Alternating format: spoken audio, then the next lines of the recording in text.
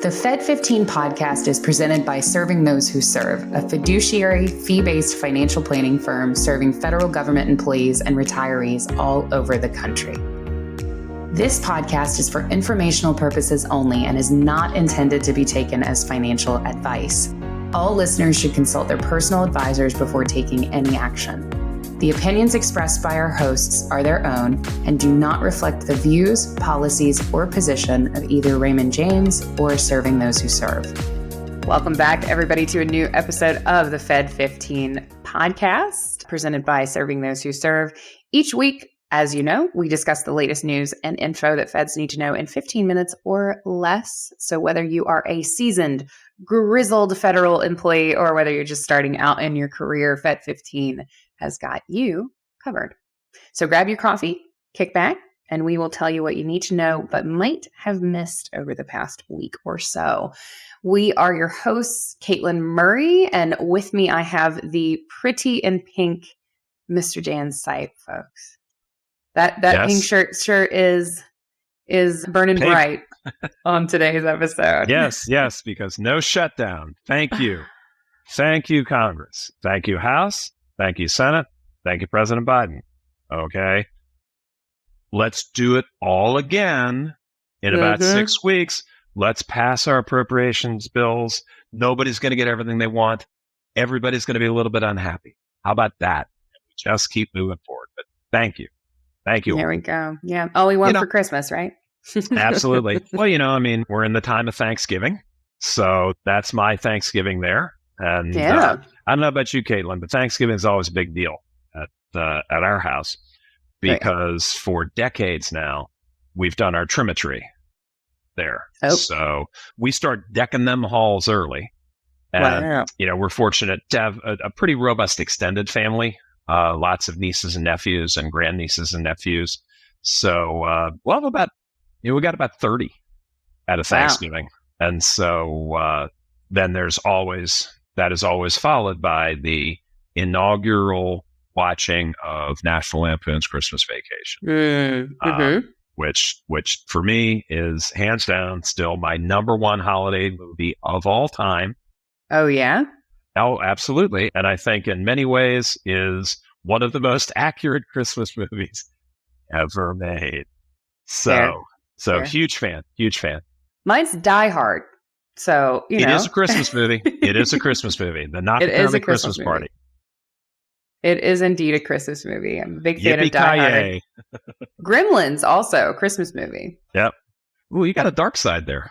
Yeah. No, all my favorite Christmas. There's like Gremlins, Die Hard, Black Christmas. That's a really good one. Yeah. All my favorite Christmas movies are like, there's like a weird bend. Well, I have a great sweatshirt that's John McClane. Yeah. And underneath it says Jingle All the Yippee-Ki-Yay. So I love that. That's a Christmas movie. It counts. Yeah. No, very good. We love some John McClane. Well, indeed. We have a very interesting episode today. We're going to be talking about SRS, and we're also going to be talking about FEHB and Medicare Part D, kind of an interesting angle on FEHB, what folks need to be thinking about. But do you want to kind of walk us through, give us an overview of SRS and how that all works? Yeah. Okay, folks, a little bit of nerd history here. So when they were building out FERS, they wanted to make sure that the retirement ages could remain the same. So 56 and 30, depending upon when you were born, you could go out with CSRS. Well, when you get to FERS, remember it's the three-legged table, three-legged stool, whatever you want to call it, which is FERS pension, TSP, and of course, Social Security. So at 56, you can't claim Social Security. So that's a pretty big miss.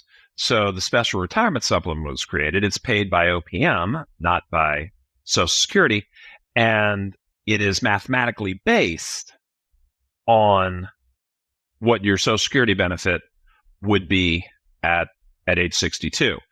But what a lot of people miss on this is that there's an earnings test for it, just like Social Security. So, for example, if you take Social Security at 62 and you get another job and you make too much money, you could be earning your way out of your Social Security benefit, But the good news is you get it back when you get to your full retirement age. They'll recalculate for you. Unfortunately, with a special retirement supplement, there's no way to do that. So going to hit the high points here. So the earnings test reduces the SRS benefit. It applies to earned income only. So not pensions, not investment. Okay. And it's going to ratchet you down. You lose $1 for every $2 you make over a certain limit. Okay. So we've covered SRS before. You know, there's no COLAs in it. So if you're going to be going out at 56 or 57, you need to make sure that you're careful about this. One other thing I'll just drop in at the end. If you're special provisions, there's no earnings test if you've not yet reached your mandatory retirement age 57. So here we go. The thresholds will be for 2023, which we're pretty much out of, 21,240. For 2024, it's going to be 22,320. So above that limit, for every $2 you make, $1 is taken out of the SRS benefit. Okay. Once you reach age 62, SRS is going away. So even if you're not claiming Social Security, it's going to stop. So that's another important point to understand there. So a lot of folks miss that earnings test. So for example, Katelyn, you know this from our work here at Serving Those Who Serve with our fiduciary planning practice. When we're talking to clients who are going to retire to get another job, they're being recruited away. Many times that job is going to make sure they get no special retirement supplement at all because of what they're earning. So folks, this is a pro tip. If that's the case for you, include that in your negotiations. Say, hey, I'm supposed to get this much per month that I'm going to lose by coming to you now. So what can we do to sweeten the pot for me? So that's kind of your little bonus from this episode. Just be mindful. Great article in our blog this week, so you can go back and read all of this. I encourage you to do so. But don't forget, special retirement supplement does have that earnings test. And quick contrast for Social Security between 19,560 and 51,959, $1 subtracted for every $2 earned. Okay, you go above 51,960, $1 subtracted for every $3 earned. Money's not lost. Upon reaching FRA, it comes back to you. So that's just a quick contrast. So what do you have for us on FEHB and Medicare? Yeah. One last kind of note that I'll just kind of make on SRS, because I feel like I've been talking about it a lot. Year end. Sure. People are stressed. Folks want to retire early. I would just make mention that that supplement can be deceiving. If you're thinking about going out a little early, we would consider quote unquote early, even if you are MRA, to be before age 62 for most folks. You are taking a lower pension multiplier. That does, doing the math with what you get with the supplement. I know if you wait till 62, you don't get the supplement, but you do get a higher pension multiplier. So there is a pro and con there. Yeah. Yep. Definitely, if you are somebody who is thinking about going out prior to age 62 to get that SRS and you haven't had a conversation with an advisor, definitely reach out. We would like to kind of help you do the math there and just figure out what's right for you, just so you can be educated. Awesome. So looking at FEHB and Medicare Part D, this is kind of an interesting lens to look at FEHB through. Medicare Part D, as a kind of refresher, for those who don't know, D stands for drugs. Medicare Part D covers prescription drugs. The Inflation Reduction Act of 2022, interestingly, capped insulin at $35 a month for Part D enrollees. That was great news for me because I have a family full of diabetics. So insulin is very prevalent in all of our households. Federal retirees who need insulin, therefore, strongly consider enrolling in Part D in 2024. That act, the Inflation Reduction Act of 2022, has kind of really increased the attractiveness of Medicare Part D enrollment for federal retirees. Might also be worth a second look at Part D due to rising healthcare costs across the country. When we run financial plans for clients, for example, typically we'll look at an inflation rate of 3%. Historically, inflation is between 2 and 2.25%. So we want to leave wiggle room when we're doing long-term planning for inflation to trend higher. When we look at healthcare costs specifically, however, and if you are a client of the firm and you've had a meeting with me, you've heard me explain this. When we look at healthcare costs in particular, those we inflate at 6%. And that is because the cost of medication, the cost of medical procedures, doctor's visits, those sorts of things, unfortunately, rises faster than the cost of bread, milk, or eggs. Sure. So with those healthcare costs rising, it could be worth a second look at Medicare Part D. As a reminder, Medicare Part D does cover it carries its own premium, similar to Medicare Part B. Of course, Part A is free, but Part B and Part D have their own separate premiums that you would need to look at. Now, under FEHB, there sort of is this movement. OPM is really encouraging openly FEHB plans to include a Medicare Part D component. There are 17 FEHB plans that do already include Medicare Part D coverage. For all 17 of those plans, except the ones that are covered by Blue Cross Blue Shield, participants are automatically enrolled in Part D. So if you're in one of those plans that include the Part D coverage, you automatically get enrolled in it.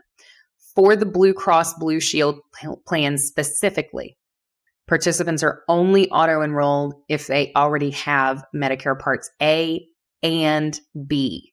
Gotcha. So if you are one of our feds who is going to accept Part A, the free part of Medicare, and then you're just going to kind of go it solo with FEHB for whatever reason, if you don't have that Part B coverage, you will not be auto-enrolled in Part D if you are in a Blue Cross Blue Shield plan. I know it's kind of complicated. But if you do have an FEHB plan that isn't one of the 17 plans that automatically include the Part D coverage, you can still get Medicare Part D. You just get it directly from Medicare. So you can opt in for Part D the same way that you opt in for Part B. Again, there is that separate premium that comes along with that. And if you are somebody who is doing some advanced tax planning strategies like Roth conversions, things like that, you're going to want to be mindful of those IRMA brackets that pertain to those Medicare premiums, because of course, Part D and Part B would be affected by exceeding one of those. So consider Part D. If you're somebody who has a lot of healthcare expenses in retirement, or who may have a lot of healthcare expenses in retirement, if you're somebody who's dealing with diabetes, it could make sense for you to look at that. So just some food for thought there. Yeah. So Medicare Part D. That's awesome, Katelyn. And I'm going to throw one thing in real quick. It's not on the script. You're not going to find anything to read on this. Boy, I'll tell you this. There's part of this week that's sad for me, because this week we learned that Retirement Thrift Investment Board is going ahead and upgrading the I fund, but instead of doing what they were originally supposed to do, which would go from the MSCI EFA index, which is basically Europe, Australia, Japan, New Zealand. Right. They were supposed to go to the world minus the US. I've talked about this before. We've written on it. Well, it was just announced that it's going to be, because an international fund, world minus US is pretty much a great definition. Well, now it's going to be world minus US, but wait, minus China, minus Hong Kong. Now, folks, I am not going to get into the wrangling of socioeconomic and geopolitical here, but believe me, this is politics 1, Feds 0. Politics 1, Feds 0. Because, if you're on the side of we shouldn't be investing in China, that's fine. I respect your opinion. But when a Congress who there is no appropriation that goes to TSP, it's funded, and it's funded by you, Feds. If now they're just going to get involved for political purposes, and your underlying investments can be changed like that, it's not a good day for you. So that's my soapbox moment. We'll be writing on this, but for me, it's a sad day. It's not something for which we should rejoice. It's progress. It's 2 steps forward, 1 step back. At least it will be a little bit better than the EFI index. Well, thanks the issue with that. Thanks for teaming me up on that one, Katelyn, because you know what Mark Twain said? What did he say? What's the opposite of progress? Yeah. Congress. There you go. Yeah. It is I am heartened to hear, at least though, that we will get a couple, we'll get some diversity in that fund. It is definitely an improvement. I mean, considering the UK to be international. I got you. No, we're on the same page where that's concerned. For sure. So I won't that's rant a shame. anymore. It's a shame that we're gonna. Like Dan said, it's not a political issue for us. It's more of a freedom of choice issue for us, and making sure that feds have. Yeah, we're not red. We're not blue. We have one color. We're Fed. It's pink. Yes. Evidently it is. Yes. Evidently, yes. Yes. Well, that's all the time we have for today, folks. But we'll be back next week to bring you the latest updates you need to make informed decisions about your career and financial well-being as a Fed. Absolutely. We will be back. That is a threat. Promise. Be sure to subscribe, rather. Too much Medicare talk. Be sure to subscribe to this podcast on our YouTube channel, Fed Life, so that you never miss an episode. And please do remember to share it with your friends and colleagues. It is free and it definitely supports us. 100%. And for more information on the topics covered in today's show and more, check out the blog.stwserve.com, and subscribe to the newsletter, Weekly Serving.